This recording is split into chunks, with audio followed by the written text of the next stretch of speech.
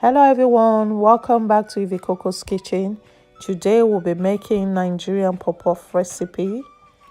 I've done Puffpuff in one of my previous videos before. If you haven't seen it, I'll leave a link down below this video. Please don't forget to check it out. Let's get started. If you want to see how I made this yummy Puffpuff, keep watching this video, don't go away. For this recipe, what do we need? We will need brown sugar. I'll be using 3 tablespoons. Nutmeg. I'll be using 1 teaspoon. We'll need some milk, 1 glass of milk. You can add more if you want. I'll be using self-rising flour as well. So first thing first, we'll need to mix the brown sugar with some warm water so that it can dissolve and it can absorb into the flour. Mix it all up together. Add nutmeg.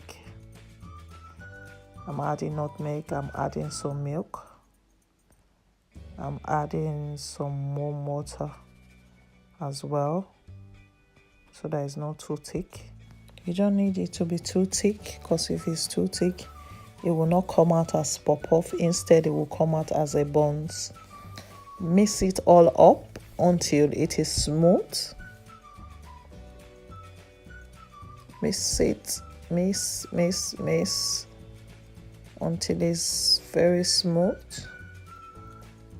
And when it's smooth, you cover it up with a cling film and keep it out of sunlight for a couple of hours before you start frying.